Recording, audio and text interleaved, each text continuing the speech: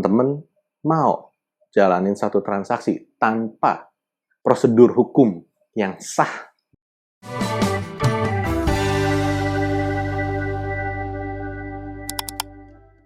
Halo Sobat KPR, jumpa lagi dengan saya, Oki dari KPR Academy.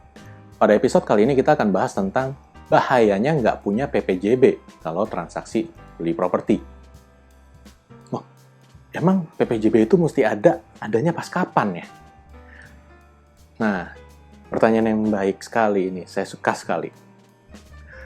PPJB itu harus ada di saat kita sudah mulai melakukan minimal pencicilan DP atau uang muka. Jadi, kalau misalnya kita biasanya transaksi nih, beli properti di developer, ini kan ada tahapan booking fee, terus ada mulai cicil DP, atau ya DP-nya mau dilunasi sekaligus, terus ada nantinya pelunasan sekaligus kalau misalnya pakai KPR, melalui KPR gitu.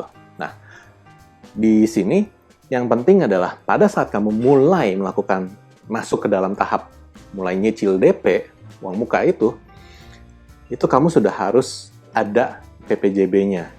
Kalau belum ada, kamu harus mempertanyakan, kok bisa belum ada?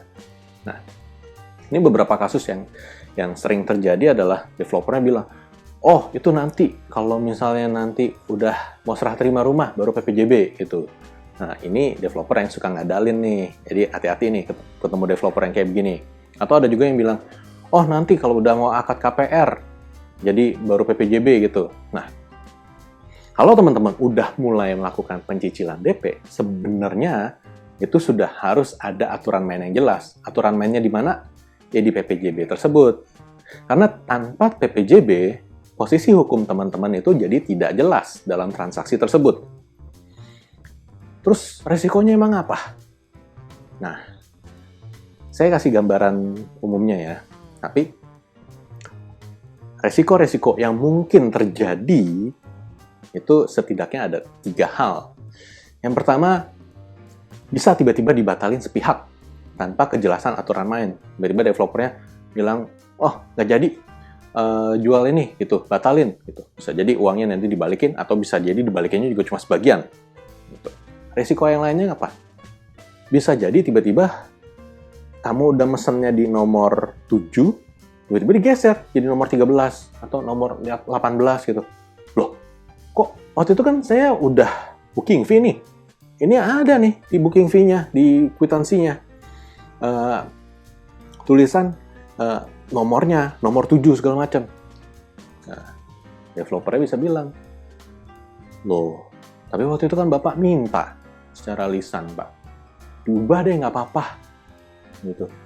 Nah, kondisi-kondisi kayak gitu itu bikin kita jadi repot gitu loh. Kalau kita mau tetap menuntut nih, sesuai dengan kondisi yang kita mauin, ya itu kan mau nggak mau kita ya quote-unquote mesti lakukan upaya hukum. Nah, yang judulnya upaya hukum itu kan effortnya lebih besar ya, dan nggak sebentar gitu. Nah, hal-hal ini yang teman-teman perlu pertimbangan baik-baik. Dan ini satu lagi nih, ini resiko yang paling ngeri banget. Resiko yang paling serem adalah uang yang teman-teman udah bayarin itu bisa ditilep atau dianggap, oh udah ini buat transaksi apalah gitu yang lain gitu. Jadi misalnya nih teman-teman udah kasih tanda jadi, misalnya booking fee-nya 5 juta, terus mulai cicil DP 20 juta gitu, mulai transfer gitu. Tapi teman-teman nggak ada pegangan nih PPJB. Nah, ini amit-amit ya ketemu yang kayak begini. Ini tapi kalau ketemu ya susah juga nih, repot ngurusinnya gitu, karena secara hukumnya juga posisi hukumnya kan nggak jelas karena nggak ada PPJB. Nah, bisa jadi nih sama developernya pada saat kita mau ngeklaim, itu saya kan udah bayar DP buat rumah yang nomor 7 ini gitu. Ini bayar DP udah sekian gitu. Nah, tiba-tiba developernya bilang, bukti hukumnya mana? Waktu itu Bapak bayar segini itu untuk beli, misalnya nih, ada tanaman. Bilang, ini dulu ada tanaman nih yang Bapak suka nih. Bapak lagi main ke marketing galeri, ada tanaman monstera nih, berapa daun gitu. Oke. Terus kita udah antar ke Bapak gitu. Makanya Bapak udah langsung transfer ke kita. Nah, Kalau sampai diomongin kayak begitu, kan tiba-tiba jadi ada kayak transaksi fiktif ya. Ya, tapi ya kita juga susah kan mau ngebuktiin apa, mau ngebuktiin omongannya si developer kayak gimana gitu. Kalau tiba-tiba dia bilang, oh waktu itu Bapak beli TV sama kita, TV-nya keren banget, waktu itu Bapak suka gitu. Kita anterin, Bapak transfer ke kita. Oh, di transfer kan, tapi yang saya tulis, kita transfer, ini cicilan DP ke berapa? Ini sederhananya aja ya. Kalau kamu punya temen, tetangga nih, misalnya kamu kenal, punya nomor rekeningnya, terus kamu transfer ke dia. Kamu transfer ke dia misalnya 5 juta atau 10 juta gitu. Beritanya DP pertama rumah, pembelian rumah. Emang itu buktiin bahwa kamu mau beli rumahnya dia? Ya enggak kan? Karena itu cuma satu sisi dari sisi kamu. Nah, hal tersebut bisa dijadikan satu argumen oleh pihak developer dan ujung-ujungnya mau nggak mau repot. Jadi ada proses hukum yang harus dijalani melalui pembuktian dan bla bla bla. Banyak lah itu, pernak-pernik ini itunya. Nah, jadi kalau teman-teman nggak mau repot, pastiin ya, setiap kali mau transaksi beli properti, di saat teman-teman sudah mulai melakukan pencicilan DP, teman-teman minta, kita tangan-tangan PPJB yuk. Kenapa? Karena memang aturan mainnya seperti itu. Di undang-undang ngomong kayak begitu, sampai peraturan menteri pun ada ngatur soal PPJB. Gitu. Jadi kalau teman-teman ketemu sama developer yang bilang, oh PPJB-nya nanti aja, ini itu gampang lah, itu cuma dokumen administratif doang, bla bla bla.